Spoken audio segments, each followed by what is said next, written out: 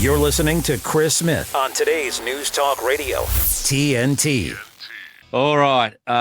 This is one of the highlights of the week because as someone very interested in technology, as we all should, you can ignore it at your peril, but we need to take advantage of what's going on with AI, what some of the major tech giants like Apple and Samsung and others are doing if we want to last and survive into the future, because things are changing very, very quickly, which is why each and every Wednesday we go to Alex Zaharoff-Reutt from the wonderful website techadvice.life, and he's with us right now. Alex, welcome. Smithy, so good to be here with you and the audience. And just remind our viewers and our listeners when you're on Australian time Saturday night.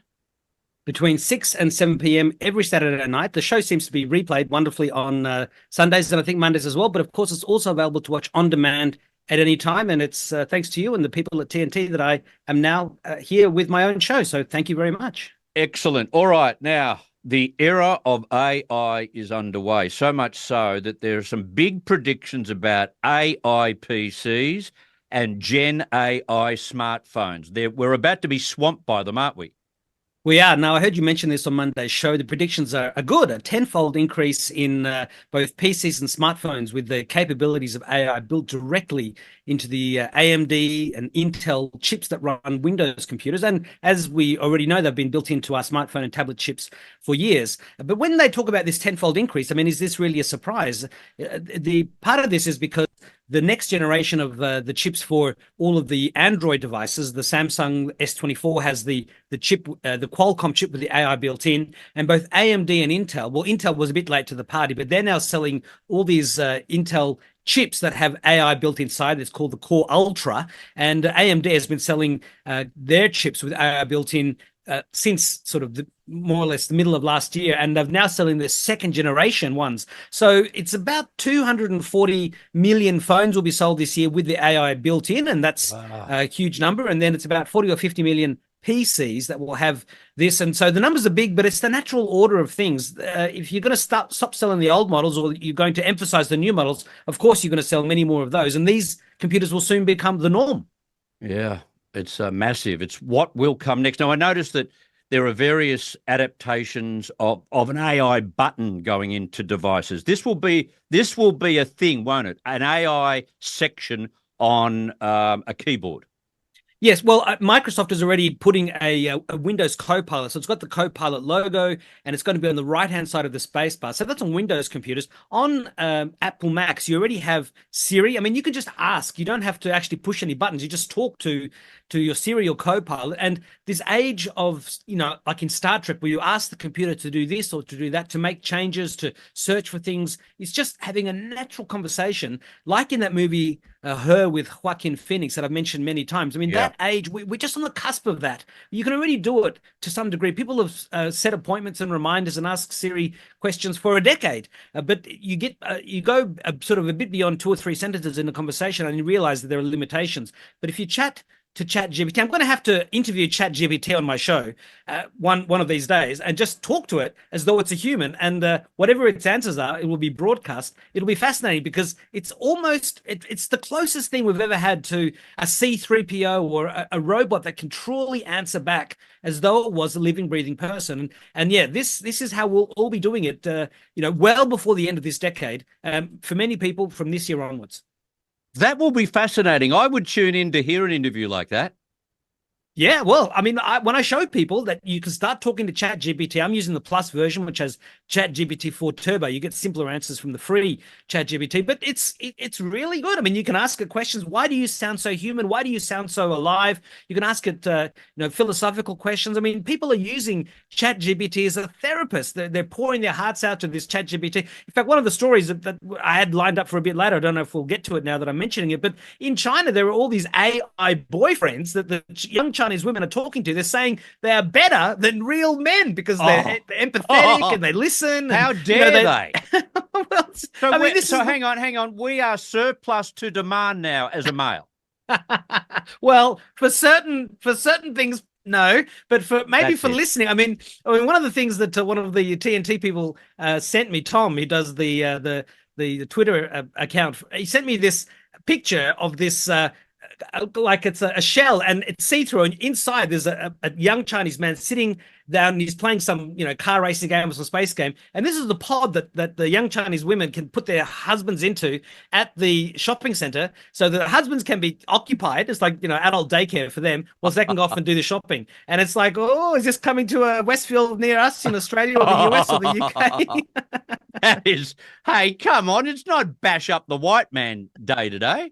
Well, these were Chinese. I mean, they're definitely not white. So no, it's all a bit of fun. But yeah, AI is just going everywhere. And as I would have mentioned to you when we were speaking with Dr. Natalia Irushina about 3 weeks ago, who's also quite an incredible AI brain herself, the AI girlfriends on ChatGPT in the store. I mean, according to the terms and conditions, the articles I read, they're not allowed, but there's a whole stack of them. The ex-girlfriend, mean girlfriend, the one who can speak all the different languages. So, all those dystopian or all those sci-fi dreams of having these electronic beings, I mean, we're at the cusp of all that happening, and it's never been more advanced or realistic, and it's only going to get better from here. Okay. All right. IBM turns 100 years old. What an incredible history IBM has had.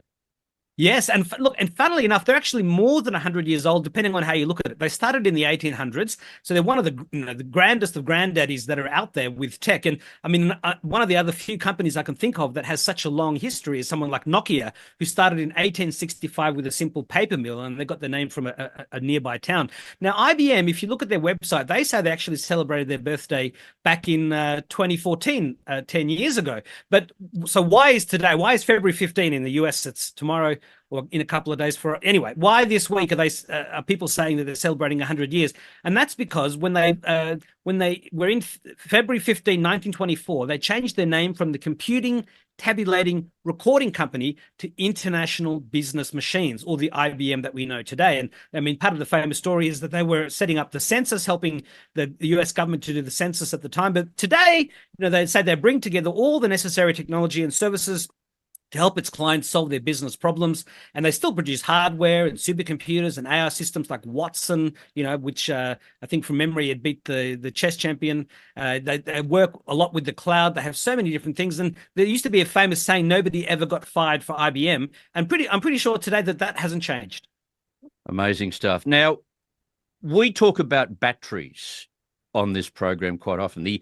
I guess the inferior ability to actually store power, and how it'll be many years before they're, able to be relied on to the degree and the quantity that we need. But you've got a story you're about to tell us about a solar cell that is thinner than an A4 sheet of paper. I find that hard to believe.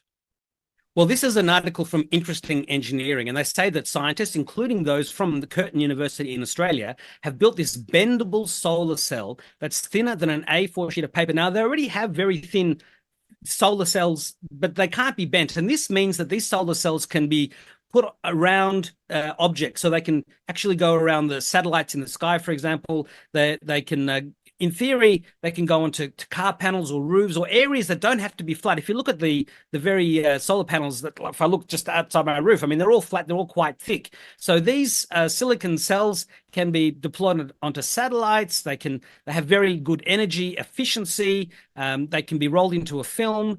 They can basically work on drones and blimps and even wearable smart devices. So it just gives us the opportunity to be able to harness solar power in many more ways, on many more surfaces. I mean, years ago, I heard on one of those Beyond 2000 type programs, which was a program looking at the future, that, you could actually paint solar cells onto buildings as part of the paint, but I've never actually seen that come true. So obviously there were issues with that. So having this very thin solar panels that can pretty much be applied to any surface, round or wavy or whatever it might be, well, it's yet to be fully commercialized, but the Boffins have worked on it and will soon no doubt see it. All right, Google has pledged 25 million euros to boost AI skills in Europe. Yes, look, a lot of people are working on all sorts of ways to accelerate AI. The tech giant has said here that is open applications for social enterprises and non-profits that could benefit from the training of this giant artificial intelligence sort of farm and system they want to put into place. They're also going to have growth academies. They want to support companies using AI to scale their companies.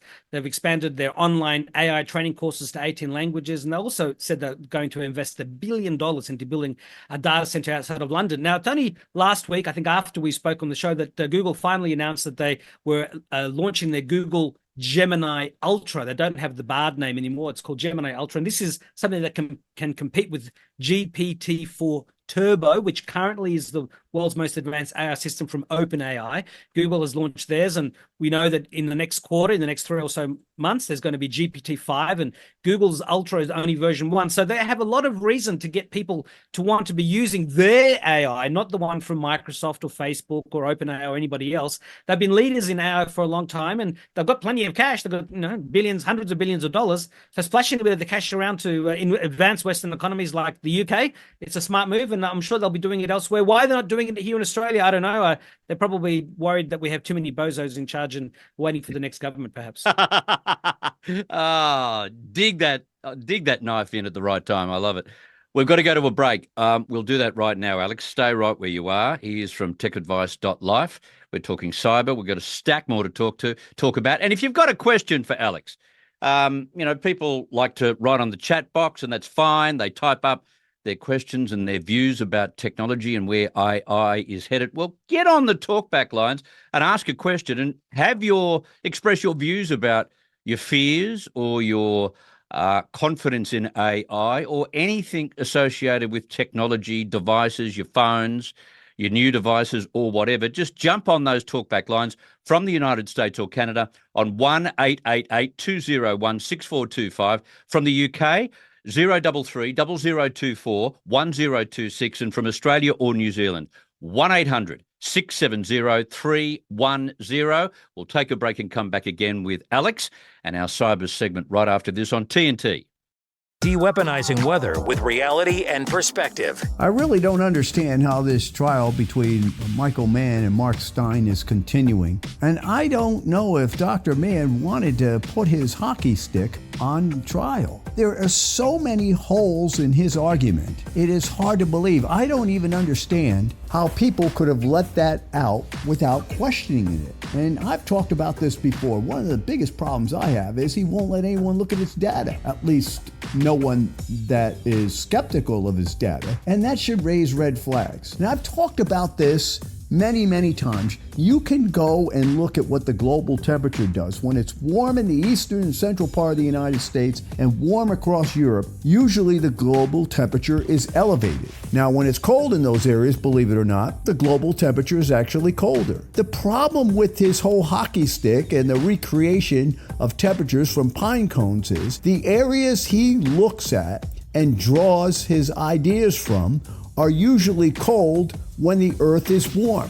So he would not be able to detect that. He would not know that because he's not a meteorologist. If he was a meteorologist, would he know it? Of course he'd know it, because we talk about this all the time. They're called teleconnections. So if I were in there talking about this, I'd be asking, where is your meteorology background and are you aware of this going on? But in any case, this whole hockey stick idea of temperature recreation looks to be more of a hokey stick to a lot of us out there. And the first red flag is you wouldn't let anyone look at your data. This is TNT climate and weather watchdog meteorologist Joe Bastardi asking you to enjoy the weather.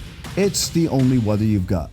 Prescription drug pricing points to corporate Freedom of the press is about your right to know. and Clark sheer athleticism. It's about your right to be informed. Today, there are real threats to press freedom Reaching residential areas. and your right to know about the world around us. We must protect our right to know, no matter what kind of news is important to you. Before it's too late, understand the threats. ProtectPressFreedom.org. Focused on the facts. Chris Smith on today's News Talk Radio, TNT. Okay, now Apple and their update on iOS 17.31 is needed to be updated because it's fixing a problem that you have detected already. Is that right, Alex? Yeah, I was noticing that when I had 17.3, I mean, you had the wonderful, stolen device protection mode that people should switch on, which makes it hard for people to steal your phone if they're targeting you in a pub or somewhere like that. But I noticed that when I'm typing messages or typing things into email or notes or somewhere, that as you're typing, the line above would appear in the line below, and it was like overwriting the text. And if you kept typing, you notice that it jumped back. But if you weren't sort of keen enough to be able to just keep going, you would sort of wonder what's going on. Under what circumstances would this do that? Just typing messages into SMS messages, typing emails into Gmail, just whenever you were typing. So, I mean, big problem, right? Because it's changing the text of what you're seeing. And look, because I type so fast, I noticed it flick and then flick back. And I was noticing that if I just kept going, it would fix itself, but obviously quite disconcerting. Now, online, a lot of people said they hadn't noticed it.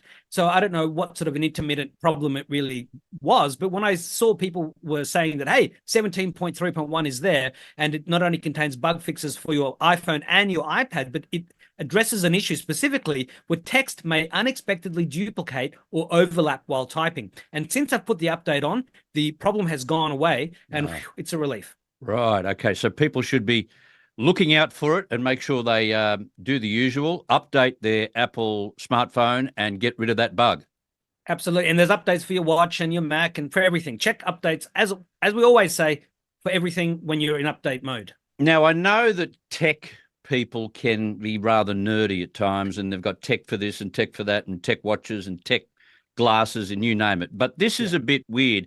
Some Tesla drivers are actually wearing their Apple Vision Pro headsets when they're driving, Alex. What's wrong with these people?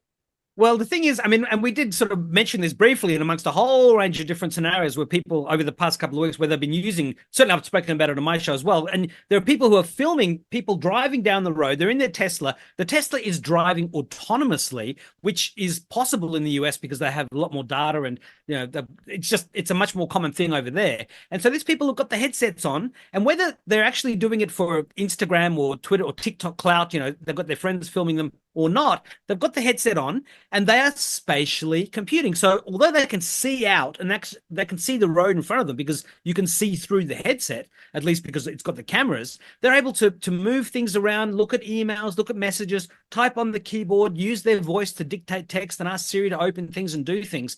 And so they're actually living the dream. They're able to be driven around wherever they want to go, and they can use that time much more productively. They don't have to have their hands on the steering wheel, and they can be doing stuff in the Minority Report style. I mean, that sci-fi reality is real. Now, already, this has caused, the US authorities to be concerned because of all the videos that are out there. And so we're seeing warnings from Pete Buttigieg, who's saying, reminder, all advanced driver assistance systems available today require the human driver to be in control and fully engaged in the driving tasks at all times. And so they're basically saying, driving while wearing a VR headset is reckless and disregards the safety of everyone on the road. But the reality is that within a few short years, everyone will have these glasses on that will provide all this information. It'll have your GPS, your mapping. It'll show you your speed. It's like a heads-up display, but it's right there. And in fact, if you lose your glasses, that will be the future. Yeah, absolutely, because we're already stuck to our phones looking at them. If you can have it in your line of sight and it can be transparent and you can sort of move it away when you need it and bring it back and use your eyes and your voice, we're looking out. And to have to take our attention away to look at the phone is, it's distracting. Right now, I'm looking at a teleprompter. Most of it's coming from my head because I've read all this text and I know it. But the information we're going to talk about is there. So I'm able to look directly at you and still see this information in the background. If I had the headset, which looked like a normal pair of glasses, and in fact, someone has just launched a normal pair of glasses from a company called Frame, but obviously it's still, early days, but they don't have the big, insect-like eyes. It just looks like a normal pair. Look, it looks a bit like that Disguise where they had the funny nose and the eyebrows, the disguise glasses you put on, but it doesn't obviously have those funny eyebrows and the nose, but it reminded me of those glasses. And in the video, you can actually see through them and you can see the text. Someone's talking to you and it's translating to another language. You can do visual searches. I mean, again, the sci-fi stuff we've read about for 50 to 70 years from people like Isaac Asimov and others, it's all finally coming true in the 2020s. There is a lot of it coming true. You're quite right. All right. Apple Watch has saved a man who was suffering from atrial fibrillation, but he didn't even know it. Yeah, this is a common thing. Atrial fibrillation is where the heart stops beating properly. And what can happen is that if you're stuck in this fibrillation mode, within 24 to 48 hours of being in this fibrillation mode, you can have a stroke and you can die. And the guy's watch, this guy was the guy in the US, was giving him these notifications, but he wasn't paying much attention. But when his wife noticed it, she had a look and it said, "Oh, you've got atrial fibrillation." So in that app, that new Apple Watch, as we've discussed before on the program, there is a heart monitor, right? Yes, yes. They've had a heart monitor since the very beginning in 2015, but it was more for your pulse and your heartbeat. Yeah. It wasn't actually detecting things like atrial fibrillation. That came in 2022 with one of the new watches at the time. And look, the Samsung watches have it, other watches have it too. But there's been many stories of people who have been told by their watch that there's something wrong with their heart. And in fact, a friend of mine in Sydney, a very good friend of mine, he actually got the same message from his watch, and he went straight to hospital. They hooked him up to these machines and tested him all out, and verified that the watch was correct, put him on various drugs, and now his heart is fine. But if it's something where it's a silent killer, if you don't get it looked at, and your heart is stuck in this mode, normally they have to shock your heart back into rhythm. And his, because he took the drugs, it sort of jumped itself. And he was at some golf thing and he said, "I could feel it when it jumped back." So if you're wearing one of these intelligent smartwatches, if it's giving you a warning of some sort, pay attention. It may be the warning that saves your life. Yeah, very, very true. All right, let's talk about the Super Bowl 2024 and how popular it was. It was a most incredible game, The wrong team won, but anyway, that's a moot point. But I could imagine what the numbers were.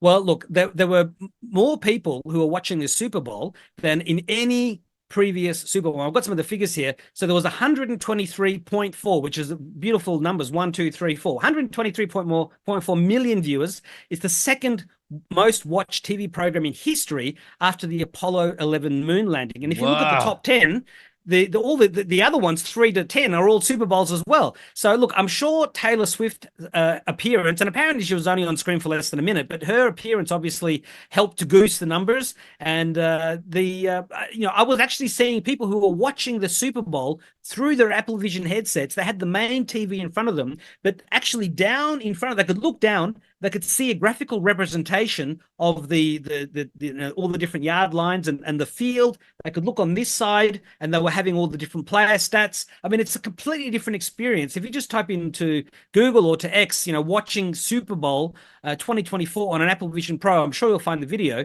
It sort of takes that immersion into a whole new level. But yeah, this was the most popular Super Bowl yet. I mean, people complain that it's 4 hours of, this and that for about 11 minutes of actual football. But it was there with us. And of course, all the commercials are very, always super popular as well. And people love to go online these days and watch all the commercials as well to see which was the coolest one. There was a big fallout and a lot of criticism about the fact that during the broadcast, they flicked over a shot to Taylor Swift on 11 occasions during the time. Look, given how long the game goes for, 11 occasions isn't much for one of the greatest, most popular and sensational singers of all time.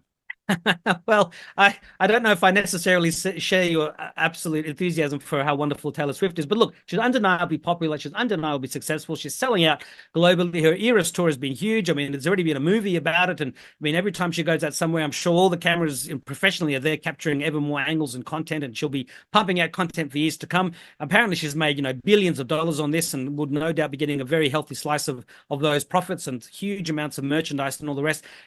Again, I read somewhere that despite the 11 times they threw to her, she was only on air for a very short amount of time. But somebody was also joking that the front cover of the Madden 2025 NFL football game, which is Madden NFL is one of the big games on Xboxes and PlayStation where you can play sport. And the instead of the football players, the picture on the front was Taylor Swift.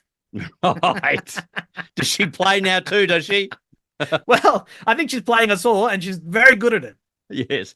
And look, I want to get to this. Telstra, two quick stories about Telstra. Firstly, they've got a 5G update. What's happening with their 5G? Sure. Well, this is allowing them to have 340 megabit per second upload speed. So that's 100 times faster than when we first went to 3G. And uploads are very important. I mean, we're always obsessed about downloads, 100 megabit download, 250 megabit, 500 megabit, a gigabit download. And downloading is important. You want to get your Netflix and all the different things that you use downloads for. But uploading is super important too. You've got to back up to the cloud. You've got to, whenever you're talking to somebody on a Zoom or a Teams call, the fact they can see you is because you are uploading. So the faster uploading you have, the more devices in your home can be backing up and sharing information at the same time, from security cameras, from all sorts of things. And, although we have 1 gigabit upload speeds in Hong Kong because they've got fiber, in Australia, the upload speeds, 50 to 100, maybe 200 if you're lucky. You've got to pay more for it. So the fact that Telstra has updated their 5G, something called 5G standalone, to be able to have these faster speeds in this sort of test, it's a great sign that, upload speeds and download speeds continue getting ever faster. And whether you're wired or wireless, you'll be able to take part in it. Yeah. And finally, tell us about the project that Telstra has got involved with, the world's largest low Earth orbiting satellite. Yes, well, this is from a company called OneWeb, and they're a competitor to SpaceX and Starlink from Elon Musk, and also a competitor to Amazon. And there's a number of companies who are out there. I've always wondered, he was Elon Musk. He's dominating the space in terms of satellite connection. Why aren't more firms doing similar things to what he's doing?